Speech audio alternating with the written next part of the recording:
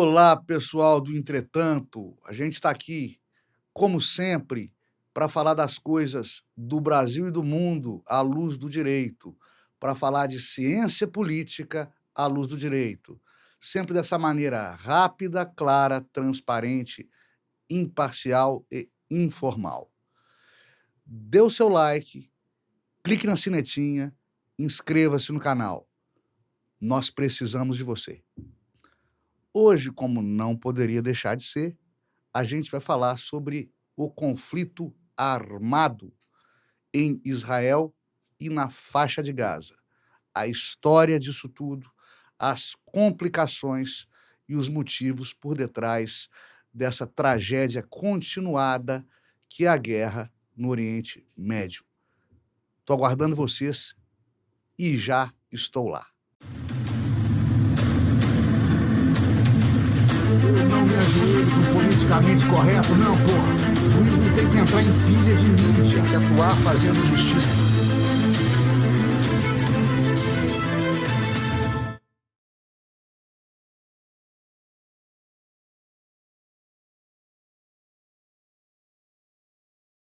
Pessoal, o povo judeu foi massacrado durante a Segunda Guerra Mundial, todo mundo sabe disso.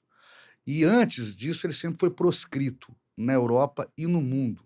Foi alvo de racismo, xenofobia, desde os dias de Jesus Cristo, que, aliás, era judeu. Não nos esqueçamos disso, jamais. Com o final daquela Segunda Guerra Mundial, com a queda do Hitler, do nazismo, e após 6 milhões de judeus mortos, os aliados vitoriosos criaram um Estado israelita para receber aos filhos de Davi, devastados pelo Holocausto e provenientes de todo o mundo. Israel é, portanto, um Estado jovem, com pouco mais de 70 anos de história, todos eles permeados por conflitos sanguinários com seus vizinhos. Vamos entender por quê. O Estado de Israel é um Estado artificial. Aquele povo não nasceu ali, ou pelo menos não nasceu só ali.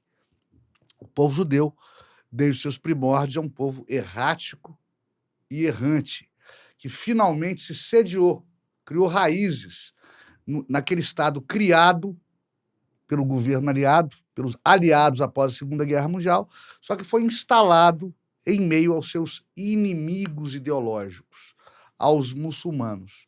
Isso tem constituído uma fonte de problemas econômicos, políticos e bélicos, de guerra, desde meados do século passado até hoje.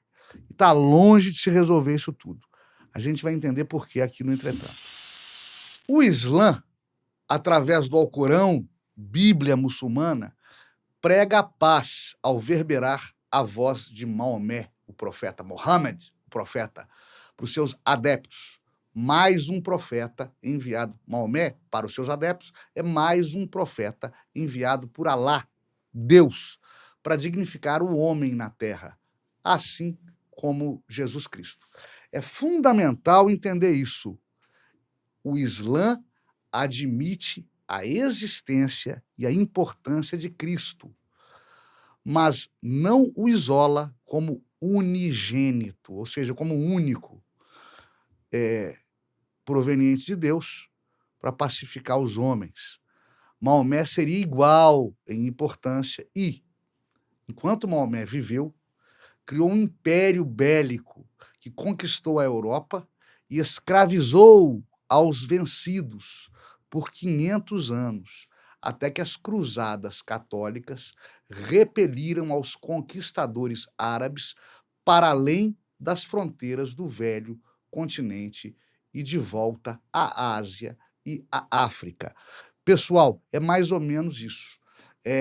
Maomé, diferentemente de Cristo, foi uma pessoa longeva e durante os longos anos de sua prolífica vida, ele angariou, ele conquistou um império de seguidores, um império de fiéis, que ampliaram os limites do mundo muçulmano para além das fronteiras geográficas de Meca, a cidade sagrada muçulmana, que é da origem não só de Mohammed, de Maomé, mas como também de todo o islamismo. Essa diferença fundamental entre Cristo e Maomé. Cristo morre na cruz, humilde, pregando o amor ao próximo. Maomé, por sua vez, é tido como também um profeta, vindo a mando de Alá, de Deus, como Cristo, que é admitido como existente no mundo muçulmano, só que Maomé teria uma função, uma missão a mais, que seria ampliar a fé no Deus único para além dos limites geográficos de sua origem. E é isso que Maomé faz com maestria ainda em vida, e se torna um poderoso líder ainda em vida, diferentemente de Jesus Cristo. Eu aconselho veementemente que os profetas do besterol de internet estudem profundamente o mundo islâmico e as diferenças entre muçulmanos e cristãos, antes de começarem a espalhar baboseiras por aí afora. A fé cristã foi a primeira fé missionária do mundo, e nisso também ela se distingue do Islã. Cristãos procuraram propagar sua religião pelos 4 cantos do planeta, enquanto os muçulmanos se limitaram a resguardar o seu território e distinguir seus adeptos do resto do mundo, do resto dos crentes de outros credos, que os muçulmanos definem como infiéis, que devam ser subjugados. Maomé morreu imperador vitorioso, enquanto Cristo, cerca de 500 anos antes, padeceu crucificado. E isso faz toda a diferença para os islamitas, como eu já falei. Maomé, nesse contexto, seria uma espécie, olha só, seria uma espécie de Cristo que deu certo. Também há uma diferença muito grande entre os mundos cristão e islâmico.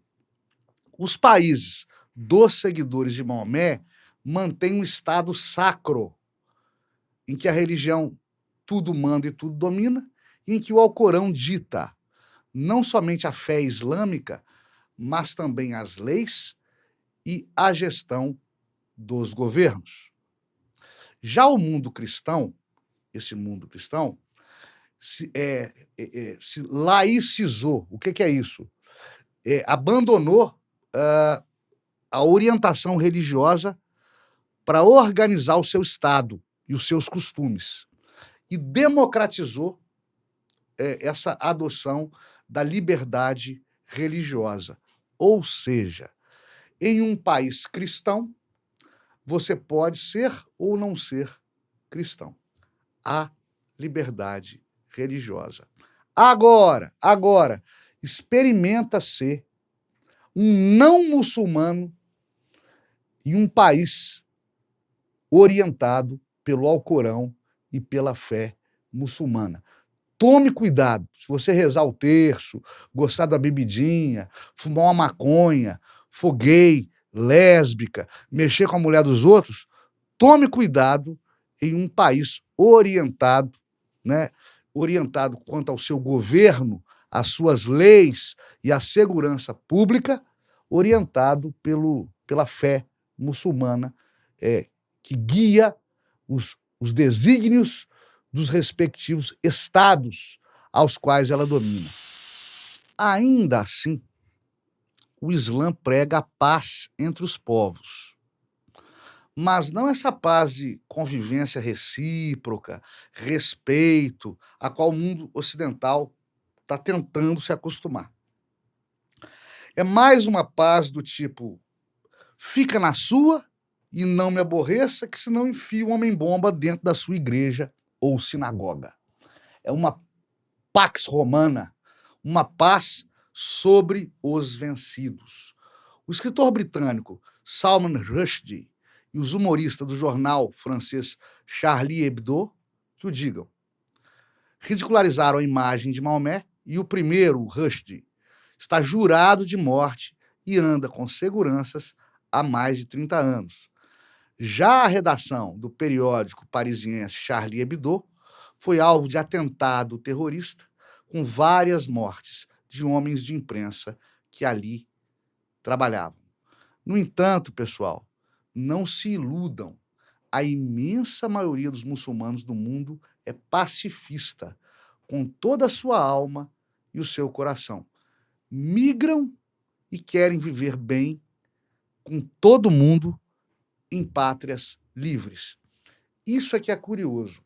O cidadão muçulmano migra, sai do seu país de origem e com orientação religiosa, né, dentro dos seus dogmas islamitas, ele sai do seu país de origem para vir para países laicos, para estados laicos, né, estados não muçulmanos, onde ele continua praticando a sua fé muçulmana. O que é muito bacana, muito bonito, mas é estranho. É estranho.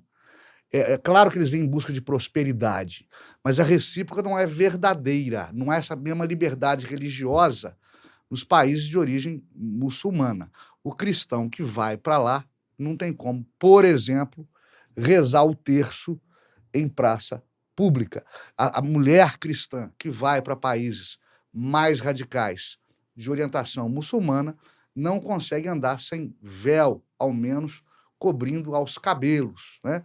Curioso que eles venham para cá e mantenham a sua tradição e a sua cultura religiosa, e que nós cristãos não possamos ir para lá e manter as nossas tradições e a nossa cultura cristã. Curioso.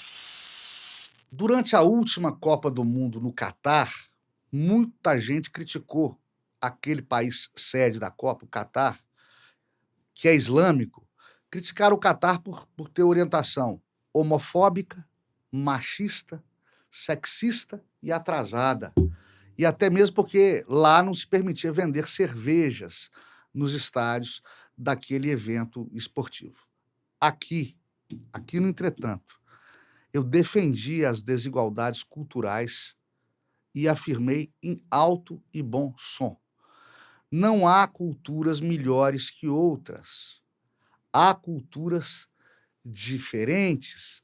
Respeitemos ao mundo muçulmano. Eu falei isso aqui. E os detratores de plantão, não. País homofóbico, país sexista, né? País xenófobo, etc. Agora, essa mesma turma que abominava a segregação religiosa, a falta de liberdade dos países governados pelos seguidores de Maomé, Catar, inclusive, se volta contra Israel por defender seus espaços e seu povo de constantes agressões promovidas por partidos de origem étnica e orientação islâmicos, pela faixa de Gaza e adjacências, onde exatamente o pau está quebrando. Vamos decidir de uma vez, pessoal, vocês que adoram defraudar bandeiras, né? O problema do defraudador de bandeiras é que ele é um incoerente. E a gente está vendo isso, né? Aí vai tentando modificar a história, entortar a história para fazer o camelo entrar dentro do buraco da agulha.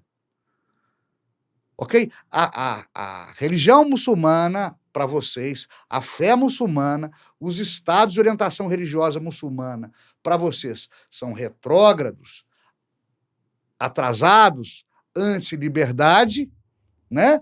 Ou são os pobrezinhos coitados, oprimidos pelo Israel, pelos Estados Unidos, etc. O problema de vocês que defraudam bandeiras de ocasião, bandeiras politicamente corretas, é esse: incoerência. Quando a gente fala do atual conflito armado entre Israel e seus vizinhos na faixa de Gaza, a gente não pode perder de vista o fato de que, nessa e em outras guerras, os judeus, os filhos de Davi, liderados já há um bom tempo pelo primeiro-ministro Benjamin Netanyahu, não estão lutando, presta atenção, pessoal, Eles não estão lutando contra outros países, mas contra dissidentes irresponsáveis de partidos radicais que governam aqui e ali a um ou outro país do mundo muçulmano, direta ou indiretamente. Estou falando de Hamas e do Hezbollah, em específico. São partidos políticos, como o PT, PSDB, PV, ou o extinto Partido Nazista, ou Partidão Comunista. São agremiações políticas e não entes políticos estatais. E a diferença jurídica entre um e outro é gritante. O que eu estou querendo dizer com isso? O que esses partidos, Hamas, Hezbollah, fazem de atrocidade contra os judeus de Israel, ou porventura façam, né, não justifica jamais o bombardeio e o massacre a civis inocentes na faixa de Gaza. O que é a faixa de Gaza? Uma espécie de promontório, um gueto com 2 milhões de palestinos amontoados, como em uma espécie de favela gigantesca, insalubre. Aqueles palestinos na faixa de Gaza estão aguardando território para exercer sua soberania. Eles estão querendo por eles o que o resto do mundo fez pelos judeus, criando ao Estado israelita. Os palestinos, né? Palestino Filistínia, são os antigos filisteus, tanto falados no Velho e no Novo Testamento, nem sempre falados com elogios pelos velhos e novos profetas presentes na Bíblia. Ali é um gueto com 2 milhões de almas que se assemelha a uma super favela, com problemas de higiene, com problemas de saneamento básico, com crianças sem escola, com problemas de educação e todo o resto. Eles estão ali, na faixa de Gaza, e vira e mexe há conflitos entre palestinos e israelenses por conta dos limites e dos domínios, né, territoriais entre um e outro lado. Muita gente ali inocente é vítima da violência desses conflitos armados, o que aos olhos de todo mundo é uma injustiça. Civil desarmado levar bomba na cabeça. O que acontece é que é impossível as duas intervenções bélicas, armadas, americanas no Iraque mostraram isso para o mundo. Não existe guerra cirúrgica. Ou seja, a imbecilidade da guerra não permite se possa crer no bombardeamento exclusivo e seletivo só de estações militares, só de portos, aeroportos e pontes, enfim, locais estrategicamente visados para a guerra por militares.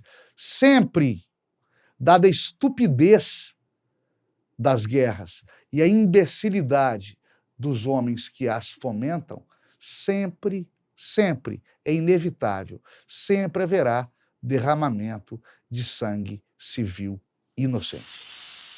Oi, pessoal, quem vos fala é um descendente de libaneses e italianos.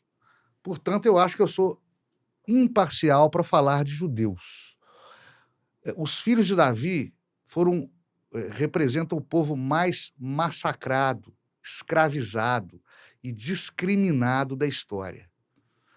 O povo foi errante e excomungado, crucificado e queimado, espoliado ao longo dos tempos e desde antes de Cristo. Relembremos que os judeus, desde lá atrás e na época de Moisés, foram escravizados pelo Império Egípcio dos faraós. 300 anos escravizados pelos egípcios. No entanto, apesar disso tudo, Os judeus sempre prosperaram. Hoje, Israel é uma potência com nada menos que 25 ganhadores de prêmios Nobel. Todo ano, os filmes israelenses e sua indústria cinematográfica se tornam eminentes no mercado do cinema mundial, e muitas dessas produções israelenses são candidatíssimas a Oscars e outros prêmios internacionais. Em seu diminuto território, o território de Israel é pequenininho, é do tamanho de pequenos estados do Nordeste brasileiro. Nesse diminuto território, há mais de 450 mil grandes e médias empresas e quase 10 mil startups tecnológicas. Os escritores de Israel vendem obras-primas mundo afora. E eu vou destacar aqui só os mais recentes e mais conhecidos, o Amos Oz e o Yuval Harari, que eu falo dele sempre aqui, é uma das minhas leituras de cabeceira. O que impressiona não é só o israelense, mas também os judeus fora de Israel. Eles dominam a indústria cinematográfica em Hollywood, os bancos europeus e americanos, e caras como Albert Einstein, Sigmund Freud e Noam Chomsky, além do Woody Allen, foram ou são judeus. Também no Brasil, a gente tem um monte de judeu famoso, declarado ou não. É dentre os declarados que militam na fé judaica até hoje, né? E visivelmente e escancaradamente. Eu posso citar aqui Roberto Justus, posso citar Silvio Santos, Senor Abravanel, Luciano Huck, Adolfo Bloch, quando vive, os filhos, os herdeiros da editora Bloch, que eram donos também da extinta TV Manchete, e tem o judeu sefardita, o judeu que se torna cristão para escapar da perseguição religiosa no velho mundo e que vem para o Brasil, se torna cristão novo, muda de credo, muda de sobrenome, muda de nome, mas tem ali a sua origem judaica. Muita gente que vocês nunca ouviram falar, né? São cristãos novos, provenientes de antepassados e ancestrais judeus e adeptos da religião do judaísmo. Eu estou falando aqui, falar de dois mortos relativamente recentes. Ayrton Senna era cristão novo. Beth Carvalho, finada já há algumas décadas, cantora brasileira, era cristã nova. Chico Buarque de Holanda descende dos judeus sefarditas. E como eles, muitos outros. Seus ancestrais, seus ascendentes, vieram para o Brasil e se tornaram cristãos para fugir da perseguição religiosa. Além, é claro, do maior de todos, Jesus Cristo. Afinal de contas, não se esqueçam que ele era judeu. Por falar nisso, para quem discute e repele a resposta de Israel às agressões que vira e mexe sofre por parte de radicais extremistas, terroristas, provenientes de sua vizinhança, para esse pessoal que acha injustificável a Israel não proteger ao seu povo e ao seu território, eu vou citar aqui um provérbio israelense, como não poderia deixar de ser.